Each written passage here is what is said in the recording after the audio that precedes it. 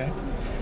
Good afternoon. We are at the Seattle Antiquarian Book Fair. The date is Sunday, October 12th, 2008. I'm Taylor Bowie, and I'm sitting here speaking with a well-known bookseller from Texas, Kevin McDonnell. Kevin, welcome. Hi, Taylor. Thank you for sitting down for our little interview here. First, just start us off. Tell us a little about your background, your family, where you were born and raised, where you went to school, things like that. Born in Florida, Tampa, Florida, on Davis Island, and raised in Houston, Texas. Began my book collecting in 1968 when I was in high school. I was 15 years old. Bought a book in an Indianapolis bookstore. I don't remember the name of the bookstore, but it was. But I remember the book, and the book was a 1833, the first school edition of the Webster Dictionary. It cost me $3. It was a choice of that book or a Mark Twain book, 1923 Speeches in a Dust Jacket. That was $5, and that seemed like a stretch at the time. A lot of money. Yeah, well, and you'd think because I became a prominent Mark Twain collector that I would have bought the Twain book. It would have been prophetic. It would have, but it would be a great story, but it just didn't happen out there. I bought the Webster Dictionary. I left the Twain on the shelf. Stupid me. How did you happen to find yourself in Indianapolis? My family, grandfather, great aunts, great uncles, all my father's and mother's side of the family were all from Indiana. And centered in Indianapolis, and so we went back there for Christmas every year, and we happened to be back there in the summer of '68, and just stopped by a big used bookstore, went in and found that book, and I was just surprised you could buy a book of that age, of that interest for $3. About as much as that was about what I got paid for mowing lawns at that time. Was yours a bookish family? Were there a lot of books around when you were growing up? Not especially. No. I was a bookish kid. So. Were you attracted to books in general, or was it the idea of the old book that most appealed to you early on? No, books in general. It wasn't old books. Like I said, that was the first time I found an older book in a bookshop, and it wasn't even clearly identified as the first school edition, but it seemed to be. And I just thought it was interesting, and for $3, I just bought it on a hunch. So you grew up in Houston, spent most of your time there. Grew up in Houston, moved to Austin after I graduated from college and high school. I worked. Where'd you go to college? University of Houston. Got a degree in English literature, and then went to work at University of Houston Libraries, and was a rare book cataloguer back from about 1972 to 78, for about 6 years there. Worked for Marion Orgain. She was assistant director of the libraries, Columbia Library grad, as she would have been quick to tell you.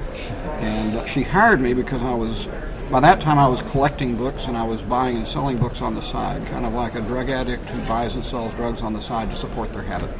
And she decided it was cheaper. You didn't consider yourself a bookseller, just sort of no, adjunct to your collecting. It was just a way to generate a few extra dollars to buy other books personally. And she decided it would be cheaper to hire me and have me working at the library, buying books for the library, than to be buying books from me. And that was her theory behind hiring me. And I learned a lot from her. I learned rare book cataloging, bibliography, a very formalized training. In fact, in my last years at University of Houston, my job was to train the people who already had library degrees how to catalog rare books. I had just an affinity for collating a book, determining its structure and bibliography, and that just got me deeper into it. But I also learned at University of Houston, I remember we had booksellers that would come by, Fred White, Tom Taylor, Dan Geis from, what was the California firm he worked for at the time? Bennett Marshall. And Jake Zeitlin, and different people would come through.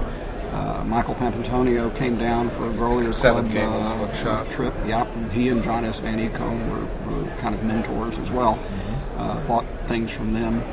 The booksellers seemed to be doing all the traveling, handling all the new and interesting books, different books every day, and making all the money and having all the fun. And I was sitting in a library cubicle cataloging books, looking at the same damn books every day, not traveling anywhere, not getting very well paid, having as much fun as I could stand, but it wasn't much. And I decided there had to be something better. So I left Houston and went after my library degree. I stupidly still didn't think about bookselling, but I sensed that that's where the money was, that's where the fun was, the travel, and you get to see new and interesting books all the time. And so that appealed to me, but I still figured, well, that's just not a stable, steady career.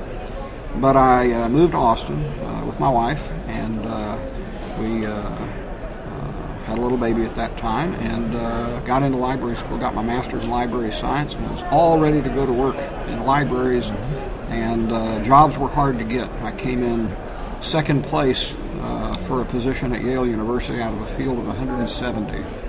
For second place, you don't even get a cigar. It's not like horseshoes. No, and the interviews were fun, and the trip up and everything was nice, but that was it. I was offered a job in Menominee, Wisconsin. They tried to lure me up there, telling me how good the ice fishing was. They had to explain to me what ice fishing was. Sure, as a Texas boy, that appealed a lot to you. They told me they got colder than Canada at certain times in the winter. Having been born in Tampa, Florida, and raised in Houston, this wasn't a selling point. They thought it was. Their Chamber of Commerce catchphrase was they got 30 degrees below zero 10 days a year and 10 degrees below zero 30 days a year. And that with the ice fishing, they offered me the job over the phone, sight unseen. All they had was my resume, and I declined it. And so for a year, I supported myself in Austin bookselling while I was looking for library work. And in the meantime, got offered a job at the Jenkins Company. Tell us a little about how that came about. Well, that was toward the end of 1980, and I took the job at the Jenkins Company, worked there for 6 years, learned a lot, had a lot of fun. Jenkins was a great mentor, a real raconteur, a good guy to work for me, for literature, because he kind of stayed out of he kind of turned over the literature department to me and let me run it my way. He didn't run interference. He didn't come back and try to recatalog my books and tell me how to run that part of the business. As long as I was running it and making a whole lot of money for him, he was happy to let me just handle it my way. I'm not sure other people that worked for him would feel the same way, because he felt more expertise in the areas of Western Americana and Texana and other branches of the but operations. Literature, you were left alone. He kind of left me alone, so I found him easier to work for, I think, than some other employees did. Learned a lot from him. I would count John Jenkins among my mentors, and I know that a lot of people have a low opinion of John Jenkins because of his involvement in forgeries and thefts and other activities, and that's all certainly well deserved, but he was a compulsive gambler, and that's what led him into that direction.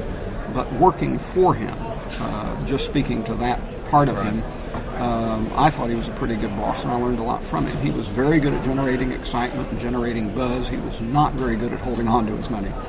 And so I learned both positive and negative lessons working there. He was one in a line, I guess you could say, and there haven't been too many of the real kind of celebrity bookseller. He was. He was very good at Dr. generating. Rosenbach, maybe, and a he few was. others. He was very good at generating excitement, generating buzz. I think the only time that he misstepped that was memorable was when he got interviewed by Time magazine. I think it was Time. It may have been Newsweek, but one of the news magazines called him up out of the blue as a rare book expert, and they asked him what kind of books had appreciated and valued the most in recent years. Now, this is a guy that held sway in Texana and Americana and Civil War and travel and exploration and high spot literature and all these areas. And you would think that, being John Jenkins, he would have had a self-serving answer that would fit into one of those niches. And he told them Charlie Brown books. We don't know where that came from. I don't know why he said that, but for the next 6 months, all we could do was answer the phone and take calls from people wanting to know what their Charlie Brown books were worth. And we ribbed John a lot for that. I would imagine why that popped into his head, what led him in that direction, I don't know. When we read the interview and they said Charlie Brown books, we were all just appalled. Well, nothing against Charlie Brown, Charles Schultz, or any of that, or Lucy, or any of the rest, Linus, the rest of them. Nice kids, but John Jenkins could be impulsive, and that clearly was the case of that. Yeah.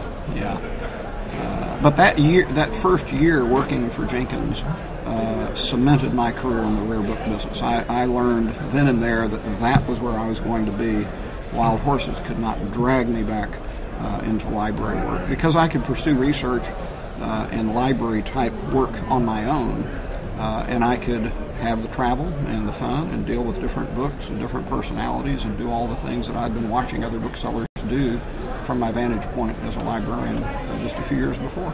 So when you went to work for Jenkins, you really hit the ground running, and you pretty much immediately took over the literature department? I did. Terry Halliday had been his my immediate predecessor, but there was a time lag between the time that Terry left and the time I got there, and during that time the literature department at Jenkins got ripped to pieces and was in disarray.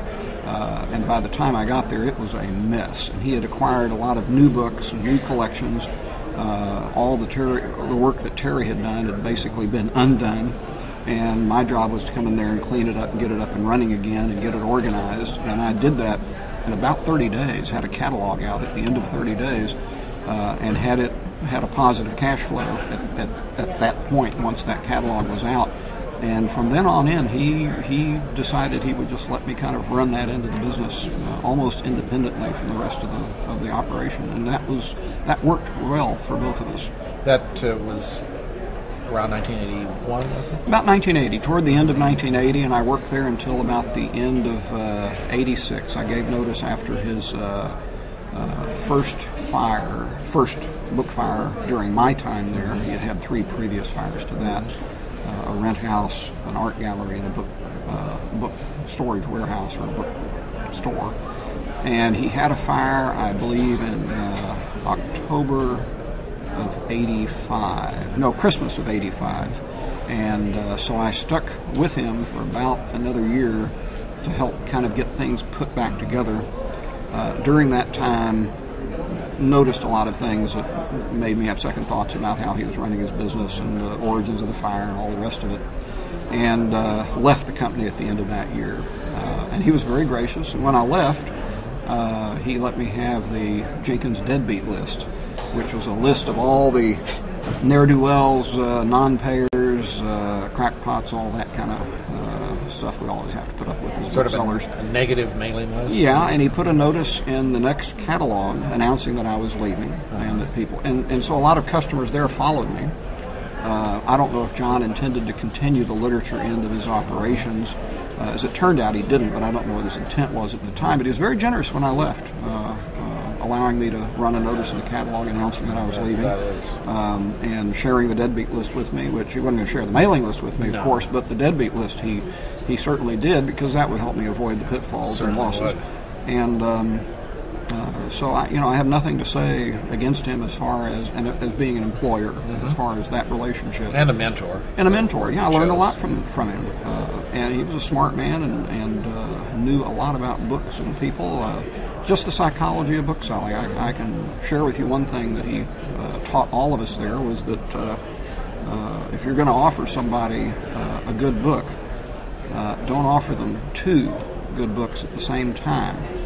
The reason being that if those books are roughly equivalent and you give them a choice, you're presenting them with a choice, they're going to decline one and maybe take the other. Problem is, you can't take the book they declined and offer it to them later, because psychologically they've already declined it and they're less likely to buy that second copy later. So it's better if you've got 2 good books for one customer, quote them one. Once you've got their commitment on that one, depending on how well you know the customer and their budget, wait a week, a month, whatever, and then offer them the next book, because then it's fresh to them and they haven't previously declined it. So just as a matter of customer psychology, and that doesn't apply to all customers in all situations, but I see booksellers make that mistake. And that was a little trick that John taught all of us, browbeat us, to a rule to follow. And a lot of others similar to that about how to handle sales. He had a very good sense of how, like I say, how to create buzz, how to generate sales, how to create excitement, how to deal with customers. Who were some of the other future booksellers who were working at Jenkins when you were there? Mike Parrish was there. Mike Heaston was there. Mike Parrish entered the book business briefly, but now works at a university. Right. Dorothy Sloan was there and later became an auctioneer. Before me, Richard Morrison had been there. Richard's passed away since, but Richard became a bookseller on his own.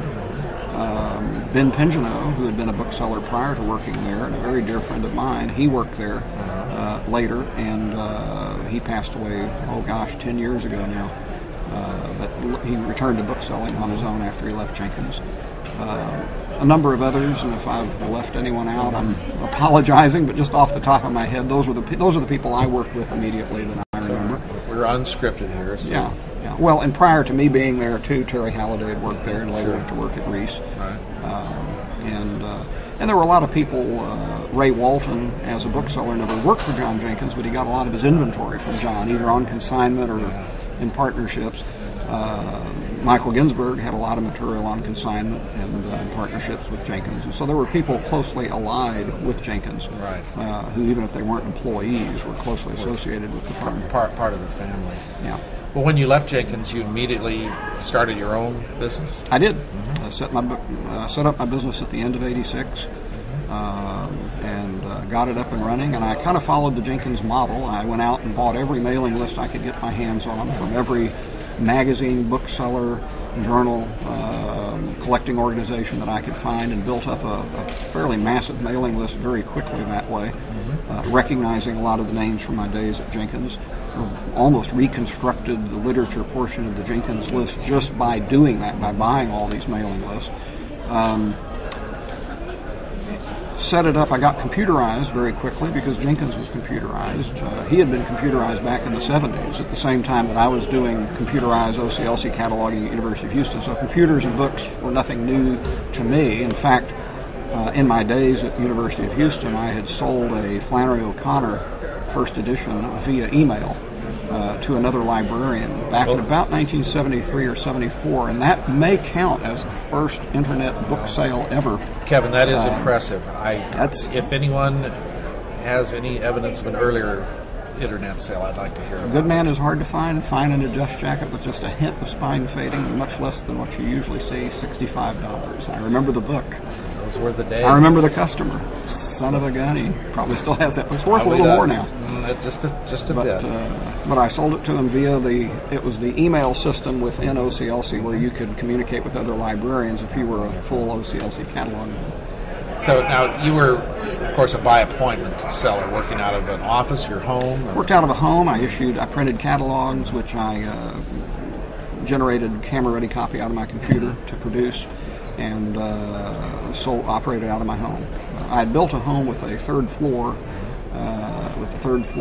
carpeted and trimmed out and everything, but unheated, uncooled, and used that as the area for the book inventory. So I imagine it would be a safe assumption to say that you were never intimidated or afraid of the internet and the computer and the potential that it would bring to the book trade. Well, I could foresee some of the downside and some of the upside, but as far as the technical end of it, just getting books uploaded to the internet and exploiting it, I was already computerized, ready to go, so it was just a matter of taking my existing stock and creating a little FTP upload file and load it up to, what was it then?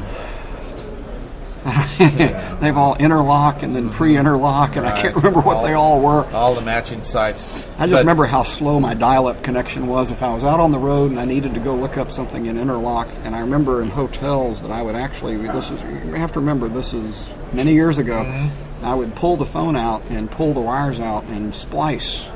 There was no such thing as a modem connection in a phone, so I would pull the wires out of a phone and splice it together. I carried my own connectors, and I would put my connector, and also do a line test because they had a lot of reverse polarity, and you could blow your computer to bits. So I would test everything, splice it. I had a double female plug, and I'd plug things into it, and then I'd dial in remote, and of course it was terribly slow, and they had an email system there, and of course if someone sent you a long email or an email with any kind of a scan or attachment, there was 30 minutes waiting for that to download. 30 expensive minutes. Expensive minutes, yeah. It was like 50 cents a minute or 25 cents a minute. It was terrible. Expensive. Oh yeah, and so it was always risky to do that, but and I also had a laptop computer. It must have weighed 15 pounds, half the size of a modern laptop, about 4 or 5 inches thick. Klutzy thing. K-Pro something, and it was the first, I had a laptop previously to that, but this one had the CD driver. It was one of the first 2 laptops to have a CD driver, and you could lift the keyboard up and load a CD in. And I had bought the American Book Prices Current CD. So I had auction records with me on CD everywhere I went to. You must have been one of the auction. first to... Among the very first. At a Mariab Fair up in Boston. I remember another bookseller. Who was the bookseller? he also had a K-Pro with the CD driver, and there were hardly any of the booksellers at that time with laptops, period, and very few computerized even. And so but I had this thing, and I had a security chain on it, and had it wrapped around my table and hidden away, and thought my computer was safe and secure there. And I was out just scouting the fair and walked up to his table, and there's my computer sitting there. And, of course, the first thought in my mind is, son of a gun, he stole my... Son of a bitch, actually, but we'll say son of a gun. And he stole my computer, you know. I mean, who else had one of those? And I was sitting there, and the gall to leave it out on the table, you know. For the whole world to see. Oh, yeah, not even ashamed. You know, I thought, my gosh. And then he walked up, and we had a conversation. I laughed. I told him what I thought, and he didn't even know I had one. He couldn't believe it. He came back and looked at my table. We just thought we were the two smartest guys on the planet, that we had, you know, the auction records on CD and loaded into a laptop, and you may not have been all the these smartest, Luddites that were around us had no idea. You were way ahead. Yeah. Well, I certainly don't need to ask you what it was like to move your business into the world of the internet, because you were ready for it from the word go. Quick and easy. But what, besides the internet, the impact of the internet, what are some of the other things that have really changed in the book trade since you started out? There's still the camaraderie and the sociability, the collegial atmosphere, and certainly the ABAA has promoted that, and being a member of the ABAA has preserved that part of it. I think the internet has been isolating for a lot of booksellers because it allows them to work out of their home, it allows them not to have a shop, it allows them not to interact personally face-to-face with other booksellers, it allows them to avoid other venues like book fairs and whatever. So I think it has an isolating factor. I also think the internet has reduced the amount of scholarship and learning in the book trade. It's made a lot of information available, but information isn't knowledge, and knowledge isn't information, and they're mistaken oftentimes to be the same thing. Information isn't necessarily correct. No, you can get information on the internet. You can copy someone else's description without knowing what the bibliographical references or what the words mean. And I think a lot of people use it as a substitute instead of a reference library. And you hear this all the time, and I think the dumb-down effect from that is that people avoid getting a reference library and avoid learning these things themselves. They couldn't collate a book to save their life. They own very few reference books. They use the internet as their price guide and their bibliographies, and it's just not a substitute for that.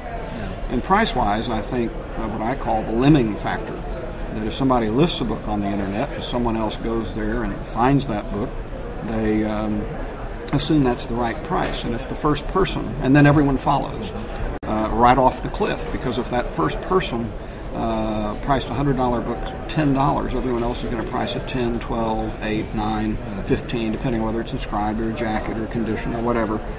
But it's a $100 book. Well, I'm happy to take advantage of those situations when I stumble across them. But on the other hand, it's kind of sad that it works that way. I think part of the fun of bookselling is the research, and the internet. I'm not sure that trolling around for information on the internet can be called research. No. Especially if you just accept whatever you find at face value.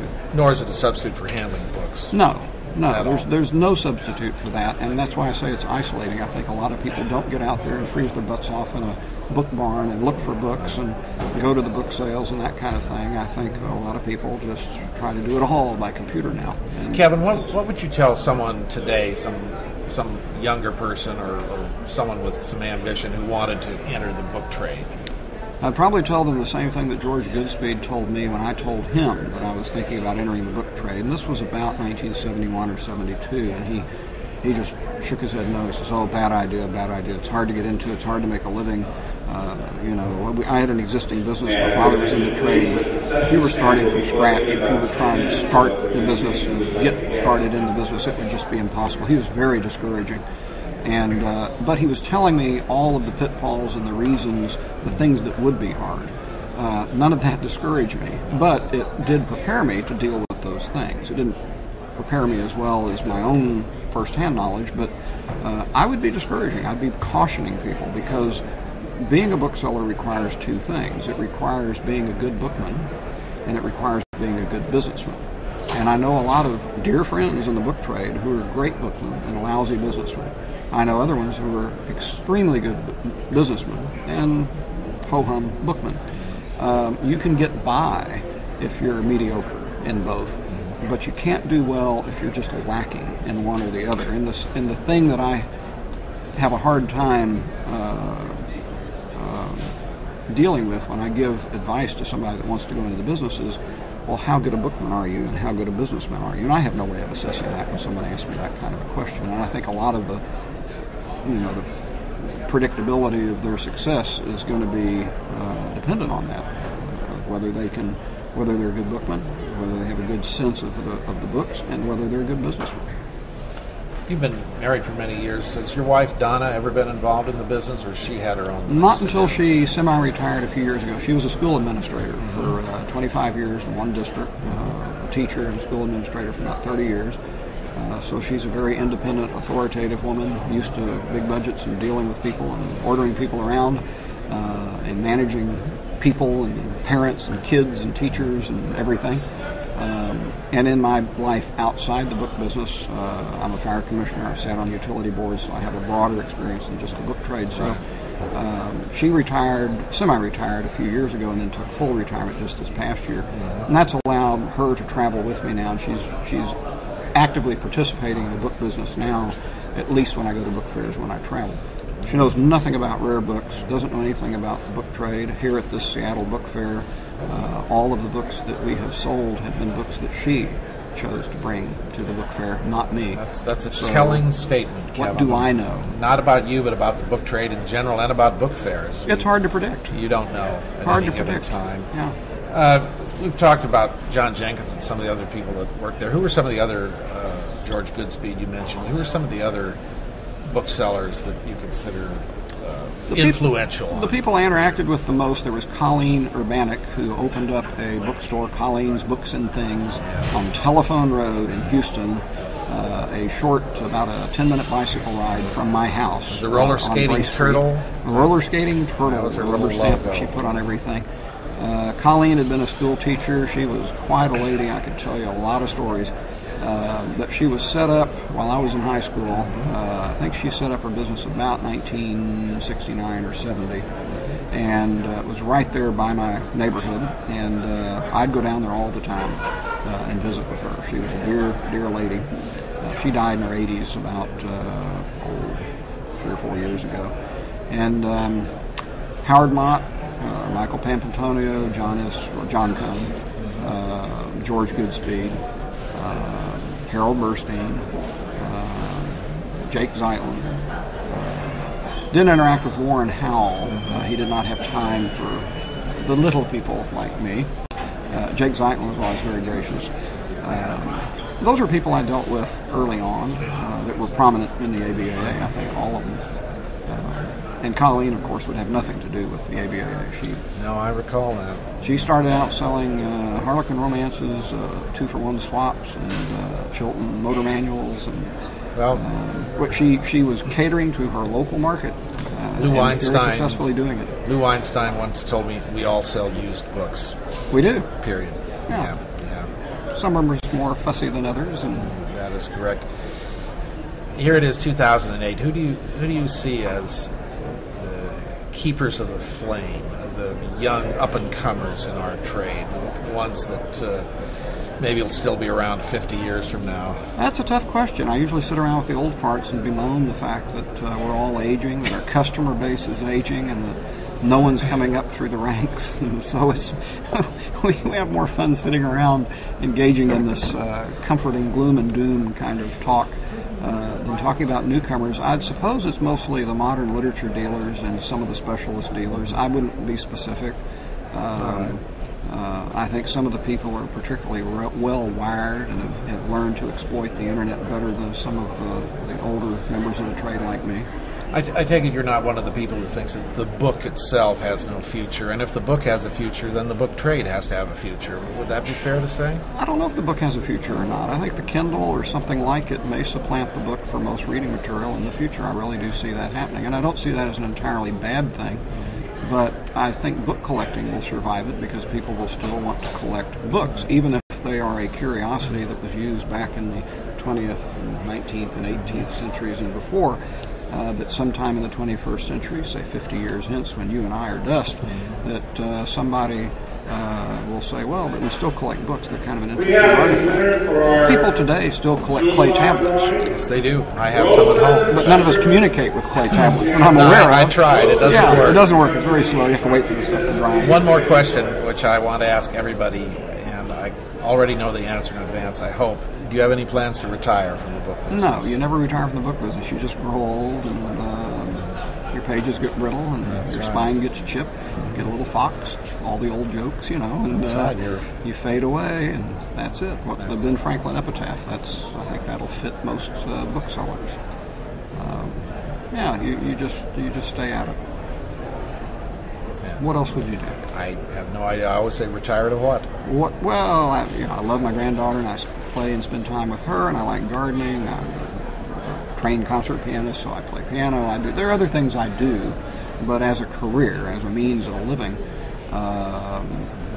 bookselling. That's it. I don't know of anything else to do for a living. I have other things to do for fun, but not I wish for we had a piano here. I'd get you to run through a few things. Sure. Kevin, thank you very much for joining us today. Enjoyed it. It was fun. Great. Good. Thank you, Taylor.